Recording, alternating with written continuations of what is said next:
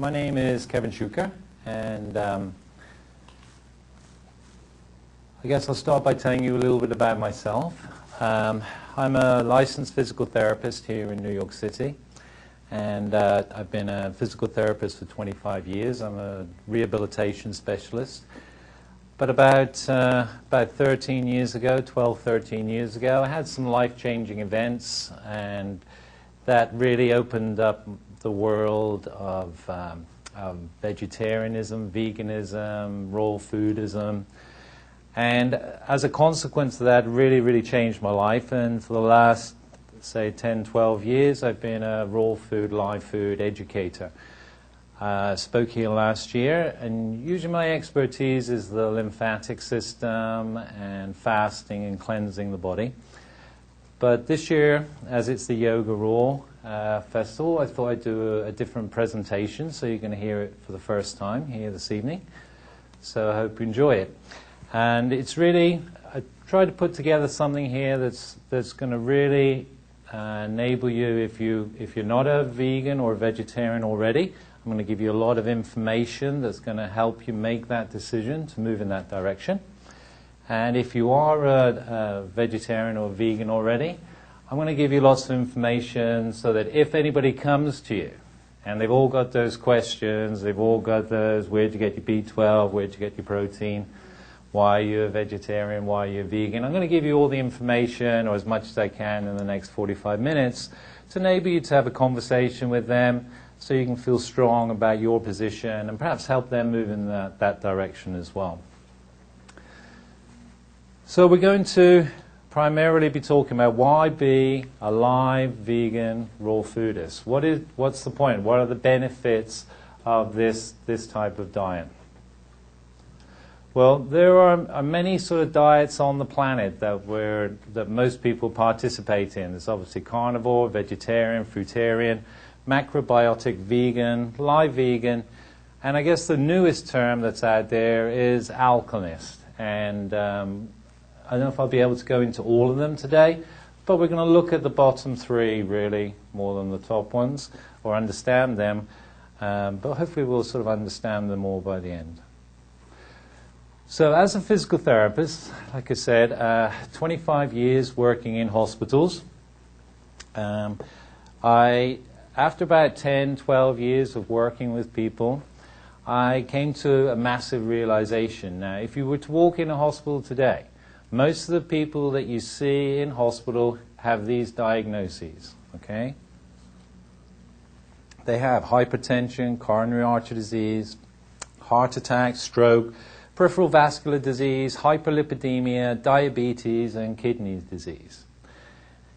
Now, these diseases are dietary, okay? They are 100% dietary. And after 10 years of being a therapist and working with really the consequences of these diseases, and that was one of the life-changing effects. And I'll never forget somebody who came into the hospital, was 37 years old. And this was a gentleman, Spanish gentleman, came in, 37 years old, and he'd had a stroke. And my job was to go bedside with him and assess him, see if he needs any physical therapy. So as I knew a little bit about food, I did my best to have a conversation with him. I told him, look, the reason you've had this stroke is a result of your diet.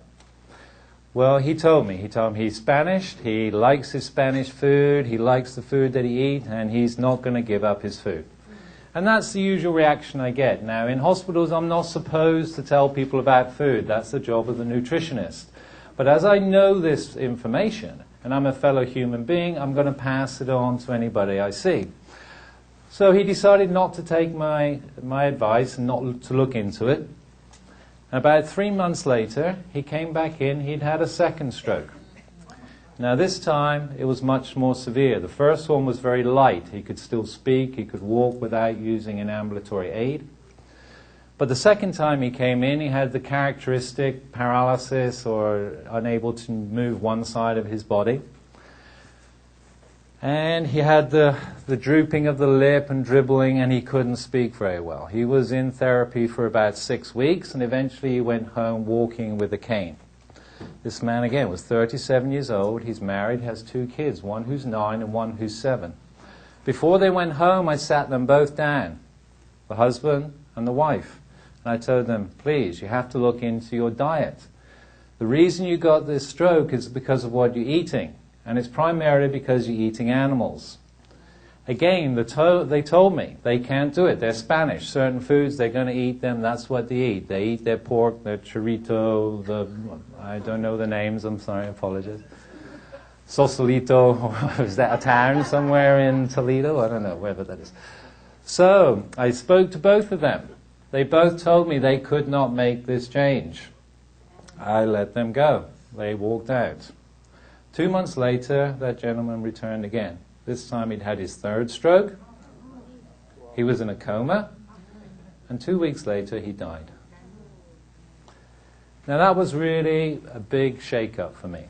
That was a 37-year-old person.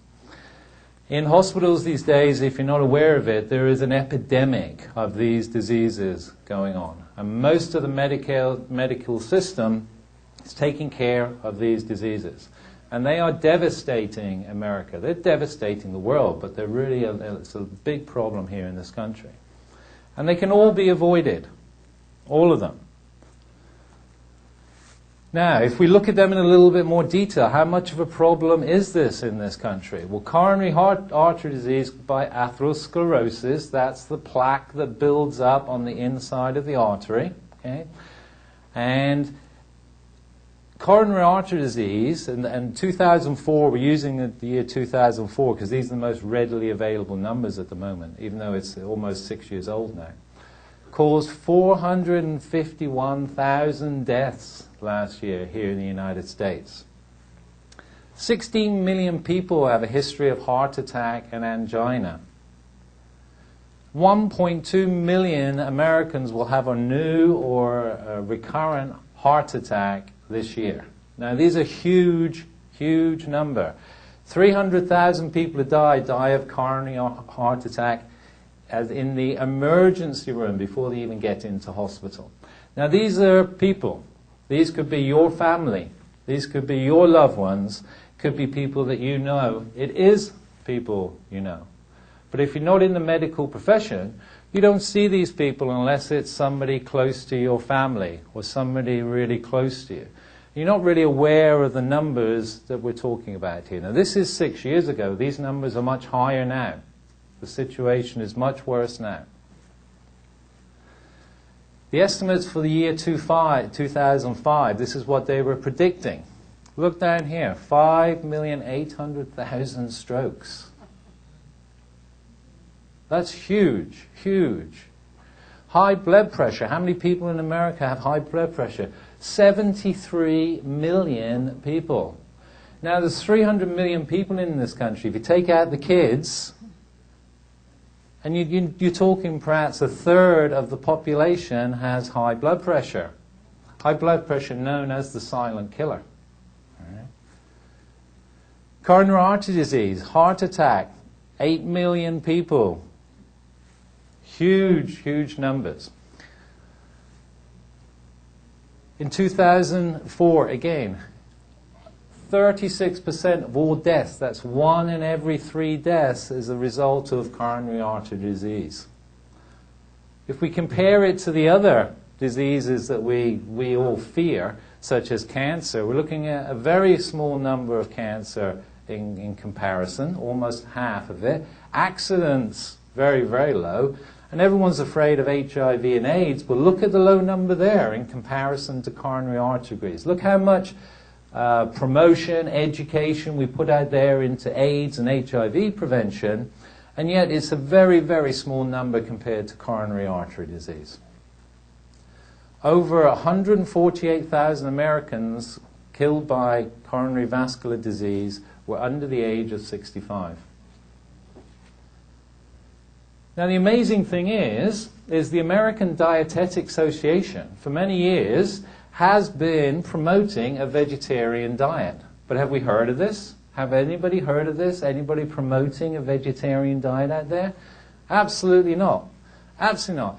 And they actually said that a vegetarian and vegan diet are appropriate for individuals at every stage of the lifestyle, including pregnancy, lactation, infancy, childhood, and adolescence. They see no problem with vegan or vegetarian diet. The new report, let me come back here, showed how vegetarian diets can prevent and treat common conditions including cancer, heart disease, hypertension, obesity, and type 2 diabetes. Amazing. How come this is not on in every newspaper, on every news broadcast? And I also pointed out that the vegetarian diet can meet the recommendations for protein. Protein, what's the most common question all vegetarians, vegans, raw foodists get? Where do you get your protein? Well, this is the ADA here saying there's plenty of protein. There's plenty of vitamin D. Vitamin D is a big thing at the moment. Everyone's trying to get more vitamin D, more vitamin D. B12, where's your B12? The American Dietetics Association says there's plenty of B12 for a vegetarian and vegan diet. They also estimate that the number of vegetarians in the United States will increase. Well, this I have to believe. I have to believe. There's a wave of illness coming over this country. It's more like a tsunami. And very soon, we're going to see people in their 20s. We've already seen young people in high school, athletes, get heart attacks. It's not going to be very long until we start seeing teenagers having heart attack and stroke. We're almost there. We're almost there. We're getting people in their 30s, definitely. Occasionally people in their 20s. It's just a matter of time. And you look at the obesity in the diet of our children in this country, it's not going to be long. And when this happens, not only is it going to be daunting and frightening for the individuals, but it's going to be overwhelming for the medical system that has to take care of those people. I say to a lot of people these days, in the next 20 years, do not get ill. Do not get ill. The system that you believe is out there to support you will not be there. It's going to be overwhelmed. The baby boomers, they're all just beginning to get ill and break down. This is the most ill, diseased group that's ever walked on this planet. And they're all coming together in a massive wave. On top of that, we've got childhood obesity, which is another tsunami coming through, a second wave that's going to come through in the medical system. And as I know, as I'm an active part of that system is at breaking point at this moment in time. The only way you can ensure that you can get through the next 20 years, 30 years safely is to not get ill.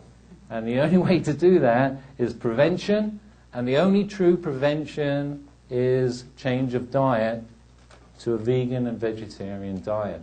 At the moment, all I seem to hear in the mainstream media from the government or educators generally is to do more exercise. To do more exercise. Doesn't matter what you eat, just do more exercise.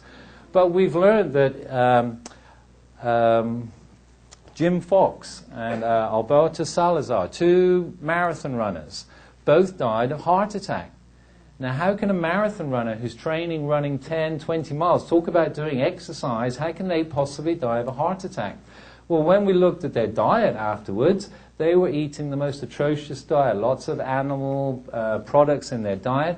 But because they ran so much, because they were so active, they felt that they could eat whatever they wanted, and their exercise was going to save them. Now, unfortunately, we know that that is absolutely not true.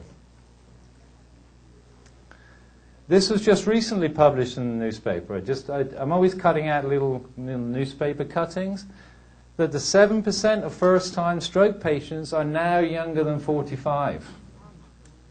Okay. Now, this used to be something, when I started off as a physical therapist, you only saw people who were 60s and 70s. Excuse me. But now we're seeing it here as being reported. This is being reported under 45. In reality, it's even getting lower than that.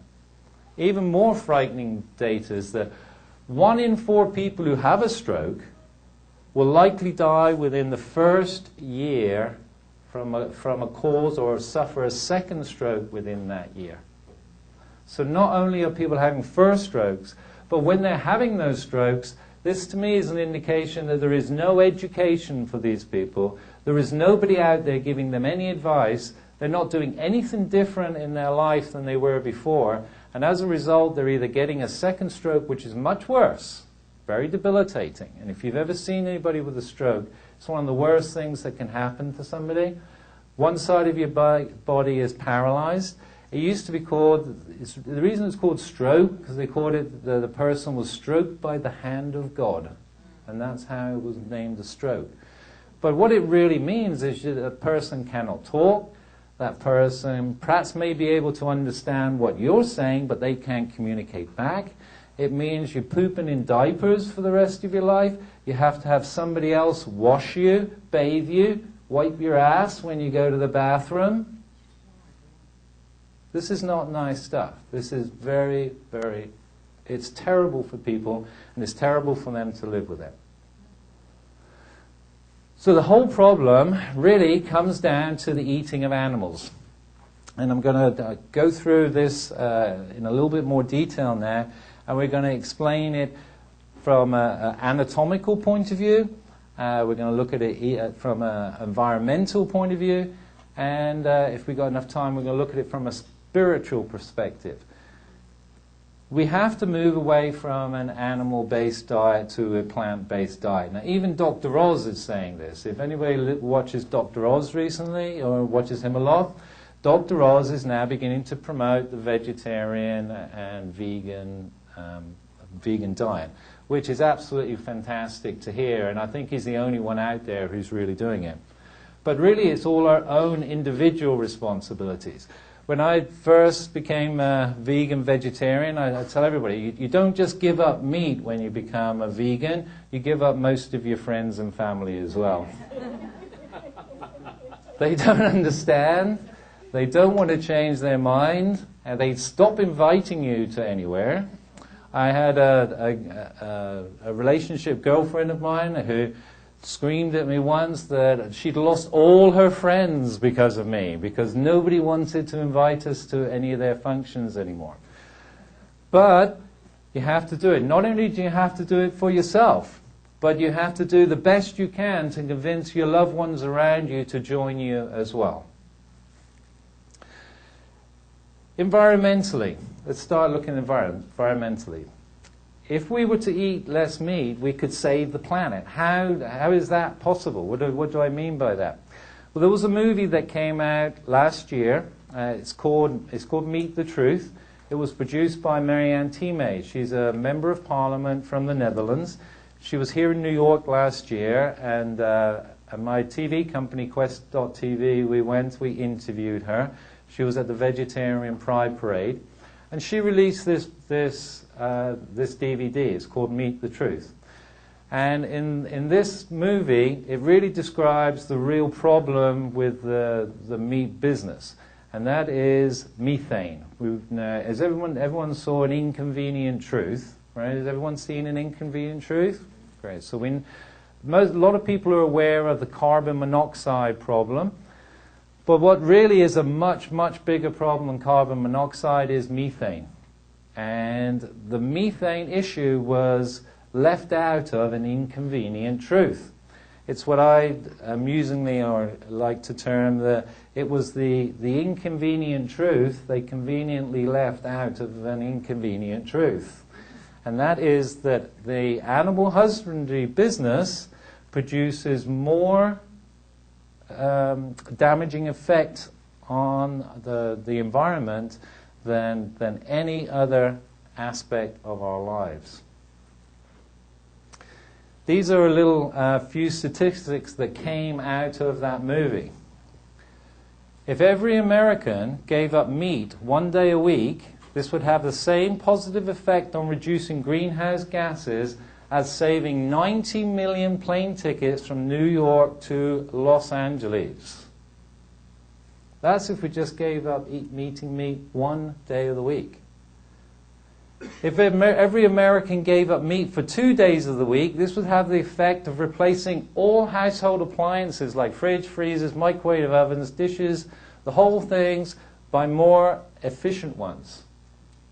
It's huge, huge. if they gave up eating meat for 3 days a week, would save 300 megatons of greenhouse gas emissions. Huge. Livestock production produces more greenhouse gases, 18%, than all forms of transportation, which is about 12 or 13%. So all the cars in the world, all the cars that you see, all the forms of transport that you see out there, livestock production produces more greenhouse gases than all those put together. What else can we do here? Let me go through a few of them. Beef production generates more than 13 times total greenhouse gases than from producing chicken. That's beef alone. Animals raised for food produce produce 1.4 billion tons of manure. Now, this is the big problem. It's the manure. It's the manure, it's the belching, it's the farting of the cows. And this is what produces the methane. And methane is the substance that is most damaging to our environment. And how about this one at the end here? The impact of livestock on global warming is increasing. Annual global meat production is projected to more than double by the year 2050. So not only is it a problem now, but it's going to be double the problem in 40 years. Now, most of us in this room are going to be alive in 40 years, hopefully.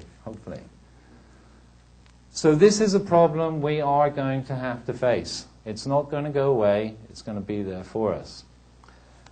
Just some other little interesting ones here. Switching to no meat and no dairy product is the equivalent of cutting out 8,000 miles driven in a car that gets 25 miles to the gallon.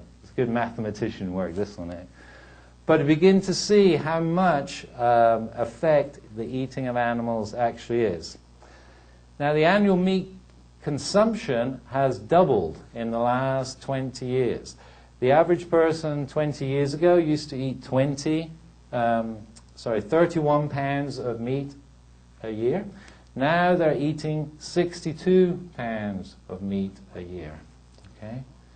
And this is expected to even as well. This is expected to double by the year 2050. It's outrageous, it's incredible, and it's unsustainable. It just cannot happen. It is estimated that a single cow can belch out anywhere from 25 to 130 gallons of methane a day. All right? Huge amounts of methane, and methane is the main problem. Methane is a gas, and it's emitted from the cows through belching. It's like they're ruminators. All ruminators emit methane in the process of digestion. So every time they're chewing, or they're belching, or they're defecating, a lot of methane is being produced and put into the environment. But it's not just methane as well. Methane is very, very damaging. But also, there is nitrous oxide. Now, when they have these massive livestock manure lagoons, they call them. When I think of a lagoon, I always think of palm trees and beautiful clear water and perhaps sitting there enjoying it. But they have lagoons of manure. And the lagoons of manure give off nitrous oxide.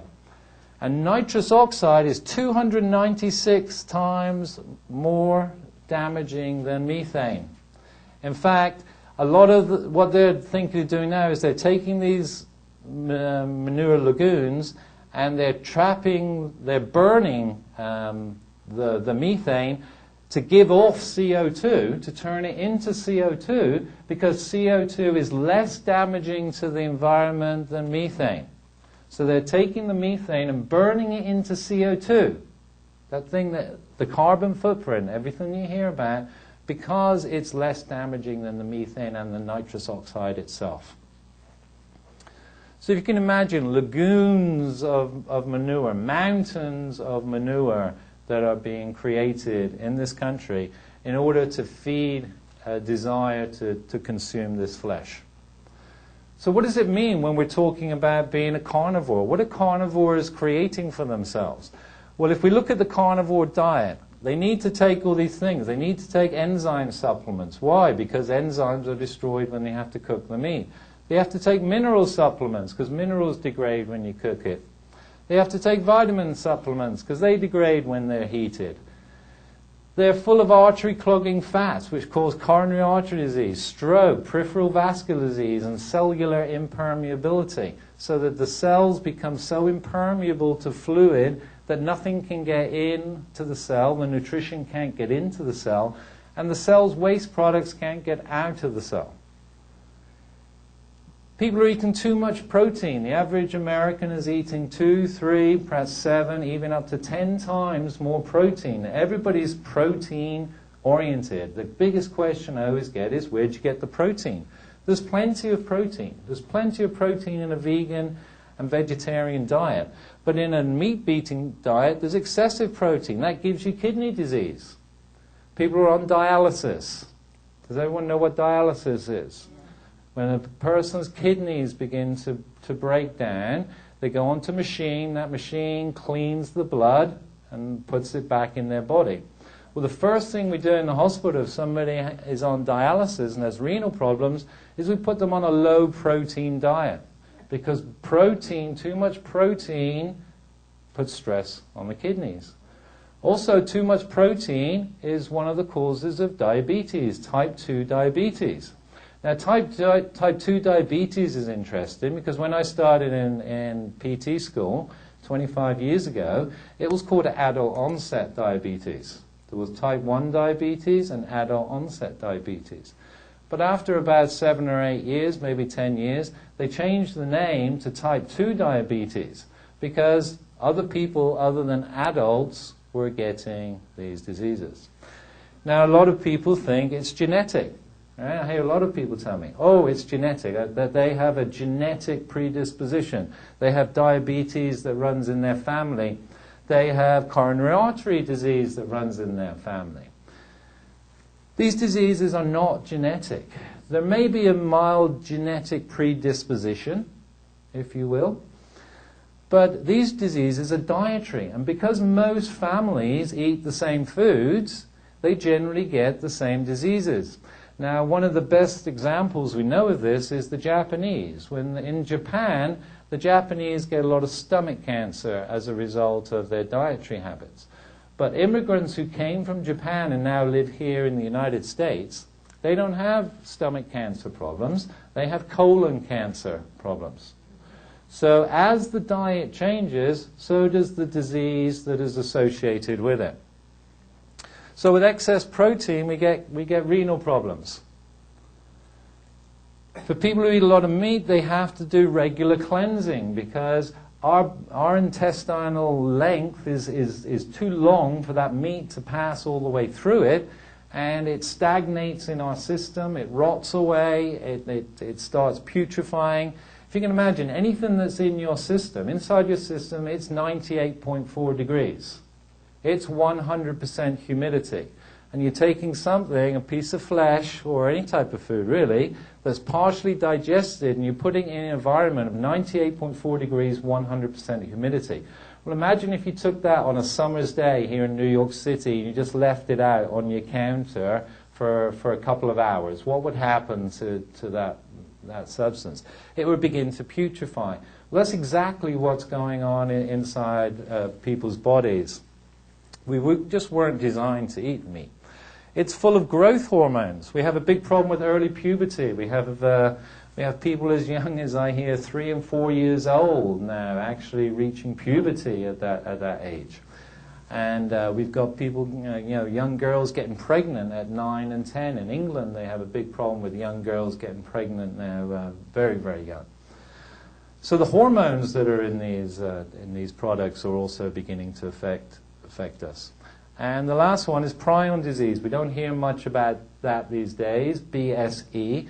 But when we ingest these prions, they can actually also affect our brains also. So we just want to keep away from them. We want to move away from them. So we're really looking at and comparing the meat versus a vegetarian-based diet. Now, a lot of people, when they first start thinking about moving towards vegetarian, they might do some comparative anatomy, and that's kind of where I started. So here and I've got a chart for you to come through, but we begin to look at certain things like intestinal tract length, and we see that carnivorous animals have about 3 to 6 times their body length, but we have 10 to 12. We're more like herbivores. And they studied different things like stomach acidity, saliva, shape of the intestines, fiber, cholesterol, claws and teeth. There's a lot of different things that you can do as far as comparative anatomy is concerned. So I put them all in a little table for you so you can sort of see them much more easily. So I got 18, I thought maybe 19 now, I added one last night. Identified 19 different aspects comparing a carnivore, an herbivore, and an omnivore. And we're going to look at them and see how they pair up.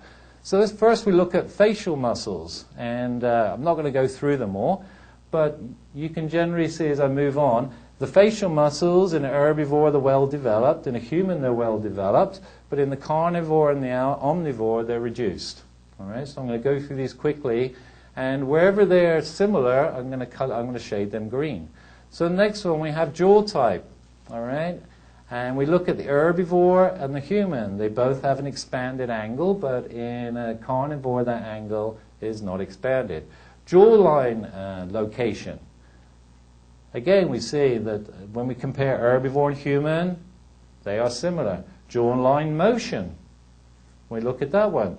Again, the herbivore and the human are similar. The omnivore and the carnivore are not. Major jaw muscles. Again, we find that the herbivore and the carnivore, can we sort of get the message here as I go through these? You can sort of read them down yourself. Teeth and incisors. I mean, we're always told, we're meat eaters. Because we have these 2 teeth right here that are so-called incisors. Well, I'll tell you what, if we're meat eaters, if we're really meat eaters, go out and kill yourself a cow with your incisors. I'd love to see anybody. What are you going to jump on the back of it and stick your teeth into it? These teeth are not, they're not incisors. They're really meant to bite into things like pieces of fruit and things to be able to slice through it, to be able to eat it.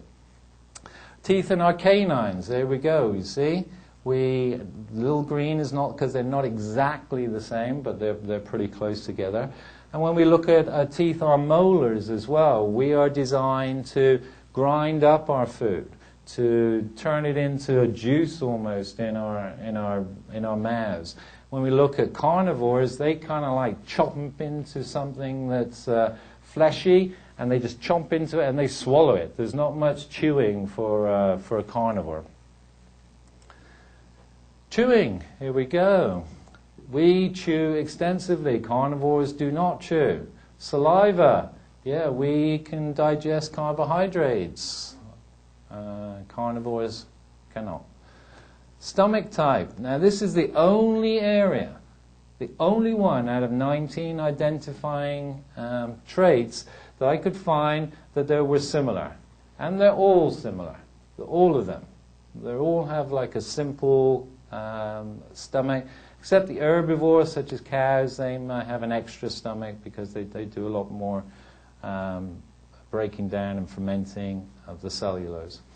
Stomach acidity, this is really important. Look at ours. Our acidity is exactly the same as that as an herbivore, but look at the carnivore. It's way down here. It has a pH of 1. It's very, very acid. We are acid, but nowhere near the same. Stomach capacity, same again. As I go all the way down, length of the small intestine, I was talking a little bit about this earlier.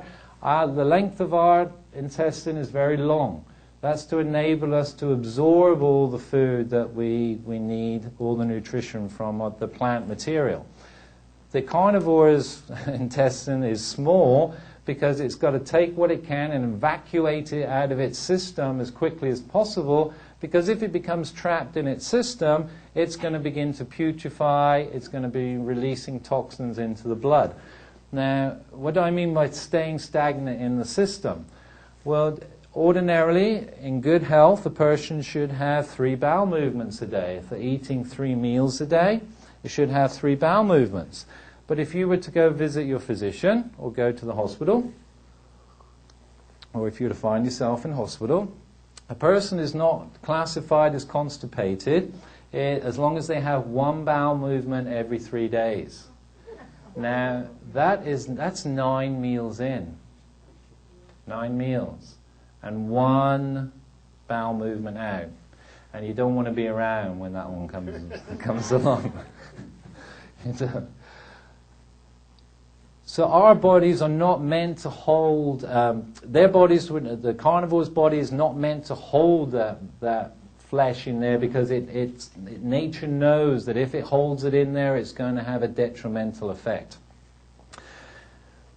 So imagine people you see with big bellies like this, who've got stagnated waste inside them. And also in the medical profession, if a person is taking laxatives, they're not classified as constipated. I've only got 7 minutes left? Oh my goodness. All right, so I'm going to go through this quickly. So as we go through them, you can see that each one of these, all the way down the list, and I put them all in one big list here, you'll see that we are very clearly in alignment with herbivores, not in alignment with carnivores. Now, there are lots of different definition of vegetarians. We have lacto-vegetarians who eat dairy products. We have the seafood lover vegetarian who eats a little shrimp or something every now and again. We have the ovo-vegetarian, will eat eggs and has egg products. And we have the occasional piece of chicken at holidays vegetarian who just gotta have that little bit of something a couple of times a year. But when what we're really talking about here is vegan. Vegan is the best diet for humans, and that means no dairy, no red meat, no chicken, no fish, no eggs, nothing from an animal. When we look at the difference between a vegan raw foodist, which is a small group of people at this moment in time, we have vegan cooked, which is a little bit larger group, and then we have the lacto-sevo, egg vegetarians, which is the largest group.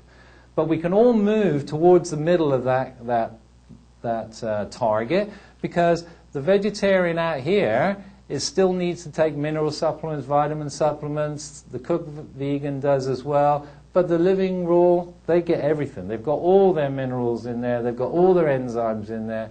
And they've got all the vitamins in the food as they're consuming it. So here I put together a little chart, and we can see that if we look at a vegan raw foodist, we see they get all the enzymes, all the minerals, all the fats, and it's naturally cleansing. Even if it's non-organic, they're still getting all the good fats, but they still have to start doing a little regular cleansing to pull out any toxic residue from non-organic products.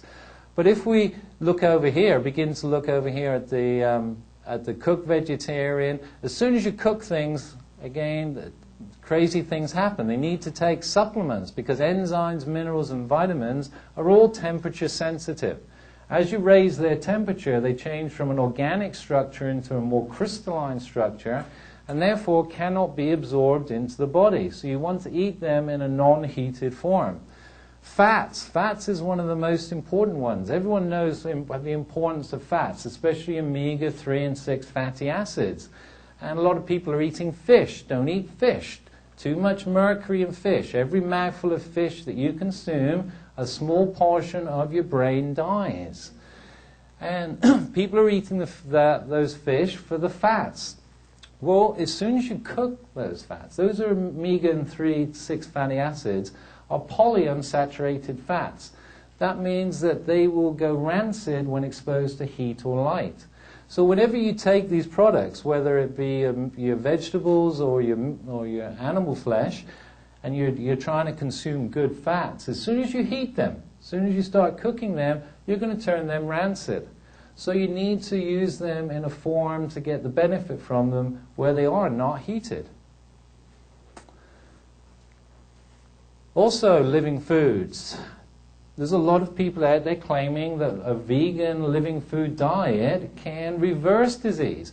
Remember we talked about how the carnivore causes heart disease, peripheral vascular disease, artery clogging fats, kidney disease, constipation, mental problems, increased acidity, excessive protein. Well, with the living vegan diet, it can reverse cancer. We know that because Brenda Cobb wrote The Living Food. Brenda Cobb's been here this weekend. She reversed breast cancer. Reverses heart disease. Dr. Joel Furman, he has a great book and DVD, Eat to Live. And there he talks about how that can reverse heart disease. Matthew Grace wrote a book called A Way Out. He had MS, and he was in a wheelchair, could not walk. And he reversed his diet and reversed his MS. We have fats that increase cell membrane permeability. A great book, Fats That Heal, Fats That Kill by Udo Erasmus, explains how these fats, if they are heated, they are rancid, the types of fats we need, not just for our own functioning, but to ensure our neurological system works well. All our neurons are covered in what's called a myelin sheath. That myelin sheath is like the insulator on an electric cable that we see here. That myelin is made up of fats. We need to keep those myelin sheaths healthy, otherwise the electrical impulse cannot pass down the nerve in the way we're expecting it to. Then we talk about how can you build muscles. Well, Steve Arlen, he wrote a book called Raw Power. He's a bodybuilder and he's a raw foodist. And he's got big muscles from eating raw food. So we can build raw food. And it can reverse diabetes. Gabriel Cousins, MD, wrote a great book, There Is a Cure for Diabetes. Personally, I feel he should be given the Nobel Prize for Medicine, because his book reverses type 2 diabetes in 21 days. Incredible. But they're more likely to take away his MD license than they are giving him a Nobel Prize for Medicine. But that doesn't mean we can't do it. Doesn't mean any of us here can't do it. Or if you have friends, you can buy them that book and give that to them, and they can start doing it themselves. Yes, keep going. Yes, you had a question? I just wanted to say Gabriel Cousins actually is reversing type 1, 35%. And he's type 1 as well. Yeah, absolutely. Type 1 as well, which is unknown. There is nothing you can do for type 1. That also other raw food people are reversing type 1. They are, yeah. All right, I'm running out of time. So, I'm out of time. So, I just want to reinforce the link between food and disease. Now, if you've never thought about it that way before, start looking in the newspaper. This information is actually out there for you. It's out there 3 or 4 times in the week. But if you're not aware of it, if you don't see those little pieces in the paper, you kind of skip over it and you miss it. Start looking towards, moving towards more of a vegan diet, increasing the amount of vegetables, fruits that you have in your diet. You can start slow and gradually increase a little bit more. And now I'm out of time, but does anybody have any questions? Because what have I got left on here? Okay. Yes, the lady there in the pink. This really is not good for you. A lot of people eat now beige. It's a non-fat wheat yogurt. Is that good? Is that considered paleo though? I would say no dairy is the best way to go. Dairy has quite a few problems. On our website, QUEST.TV, last year we made a movie. It's called Dairy, Quite Contrary. And originally it was called Got Milk, Got Ill. We were going to release it out at the Vibrant Living Expo in California last August. We had T-shirts printed up. In fact, Eric's got a shirt on there. Eric, stand up there. See, you can see the original name of it. And a week before we were going to release it, the Dairy Board got in contact with us and told us, if you release this movie under that name, we are going to sue you, we're going to take you to court. So within a week, we had to change the website, the titles to the movie, and it's now called Dairy, Quite Contrary. And you can see that movie up on QUEST.TV. We show it for free. We let it play. Dairy is one of the most destructive things that you can possibly put in your body. The amount of mucus that it creates, the allergenic effect of it.